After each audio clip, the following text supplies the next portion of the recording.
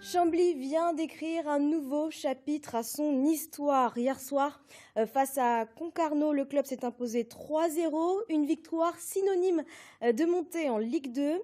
Pour le club et pour les supporters, le rêve est enfin devenu réalité. Le reportage d'Aaron Tanzit et Nicolas Corcel. Au Nirvana, coup de sifflet final à Concarneau, Chambly vainqueur, 3-0. Assurés de terminer dans les deux premiers du championnat de national, les Camblisiens sont officiellement en Ligue 2. Fondé en 1989 par les deux frères Bruno et Fulvio Luzzi et leur père Walter, décédé il y a un an. L'ascension du club de l'Oise est exceptionnelle. 12 montées en 30 saisons pour aujourd'hui s'ouvrir les portes du football professionnel. En Europe, c'est du jamais vu. Certainement que c'est énorme, je ne sais pas, j'arrive pas trop à réaliser, mais voilà, moi ce qui me fait le plus plaisir, au-delà du palier franchi de rentrer dans le monde pro, c'est de voir la joie des gens. On va profiter, savourer, parce qu'il faut se rendre compte que Chambly c'est 10 000 habitants, même pas.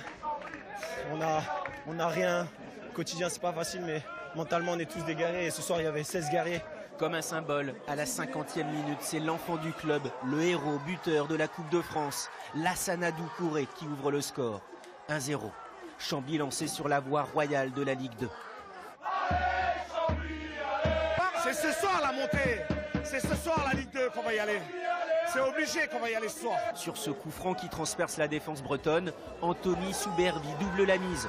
Et ce n'est pas terminé. Et 1, et 2, et 3-0. Joris Correa a inscrit son 13e but de la saison. L'été prochain, Chambly entrera dans une autre dimension, la Ligue 2 et ses droits télé estimés à près de 5 millions d'euros. C'est un moment qu'on l'attend et à chaque fois on repoussait et aujourd'hui on voulait conclure, donc c'est chose faite. En larmes, dans les bras de sa femme, le président du FC Chambly-Oise, Fulvio Luzzi, peut être fier du chemin accompli. On pense à quoi? À mon père. À tous les sacrifices professionnels, familiaux. Et c'est pas fini, parce qu'il y en a encore une à aller chercher. Et on va aller la chercher. Ensemble. Dans ses rêves les plus fous ou pas, la Ligue 1.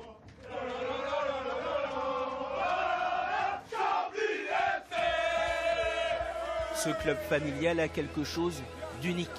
Chambly, un vent de fraîcheur dans un football professionnel, trop souvent aseptisé et sans saveur. Alors la nuit a été courte au petit matin. À Chambly, il y avait déjà du monde pour le retour des vainqueurs. Ambiance avec Noémie Marot-Saferis, Thomas Porlon et Béatrice Montoire aux commentaires. Il est 7h du matin. Ils sont une cinquantaine réunis au stade de Chambly pour accueillir leur héros. Instant de partage plein d'émotions. Être ici ce matin, je l'ai vécu chez moi sur la télé, j'avais presque les larmes aux yeux, c'était magique. Juste après le match, les joueurs ont repris le bus et après 8 heures de trajet, ils se retrouvent tous chez eux autour d'un café. On est vraiment tous ensemble et ils nous ont attendus, ils ont fait le trajet, ils nous ont attendus. Donc, Et vous avez pensé quoi de cet accueil ce matin à 7h là?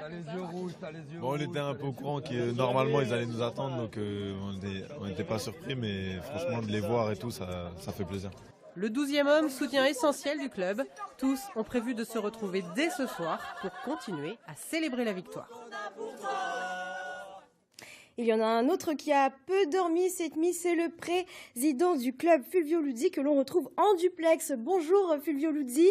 Alors vous étiez sur un petit nuage hier soir, on l'a vu. Est-ce que ce matin vous réalisez enfin, ça y est, Chambly est en Ligue 2?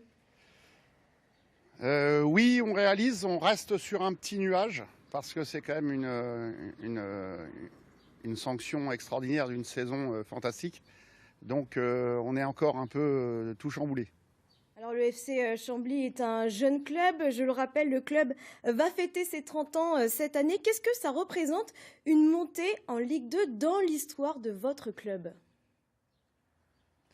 C'est une étape supérieure.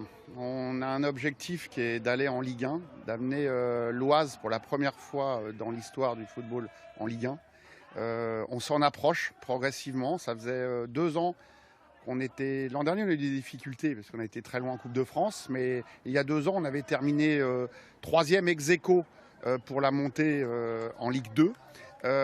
Cette année, ça y est, on le fait, on a un groupe formidable, on a eu de la réussite, on a été protégé de là-haut aussi un petit peu, et donc nous voilà en Ligue 2. Est-ce qu'avec cette victoire et cette montée en Ligue 2, on met finalement de côté tous les échecs passés, peut-être aussi cette élimination l'année dernière en demi-finale de la Coupe de France, tout ça on l'oublie maintenant? Non, c'est pas oublié, c'est un très bon souvenir, l'élimination Coupe de France. On a joué dans un stade magnifique devant 37 000 personnes.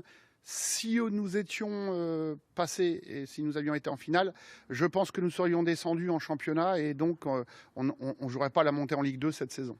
Avant de penser à une éventuelle Ligue 1, est-ce que vous pensez déjà à comment ça va se passer concrètement l'année prochaine, à savoir le futur stade, les télévisions aussi, ça veut dire les matchs retransmis en direct tous les week-ends. Ce sera quoi pour vous le plus gros changement ? Le plus gros changement, ça va être de ne pas pouvoir jouer à Chambly. Mais si on a la chance, comme je l'espère, de pouvoir jouer à Beauvais, on est quelque part un peu chez nous. C'est le stade qui nous a fait vibrer et que nous avons fait vibrer les dernières années en Coupe de France, puisque nous y avons joué 4 fois en 3 ans. Et il y a vraiment une solidarité par rapport au projet dans l'Oise et même un peu en Picardie, puisque ce matin j'ai des messages de mes collègues de la Somme et de l'Aisne. Et j'espère qu'on pourra jouer à Beauvais et être digne de la Picardie. Juste une dernière question. Est-ce que ce week-end, vous allez aller à la rencontre des supporters? Vous préférez attendre la fin du championnat? J'étais avec les joueurs dans le bus ce matin lors du retour. Donc déjà, on a été accueillis par ceux qui avaient pu venir. Je ne vais pas aller à la rencontre des supporters ce week-end. Je pense qu'on va rester en famille, savourer et fêter dignement les fêtes de Pâques. Mais on va les revoir très bientôt sur le terrain, puisqu'on a encore un match à jouer à domicile contre Dunkerque le 9 mai. Merci beaucoup Fulvio Loudi, on vous reverra prochainement sur France 3 Picardie pour suivre cet événement. À la fin de la saison nationale, votre journal le 9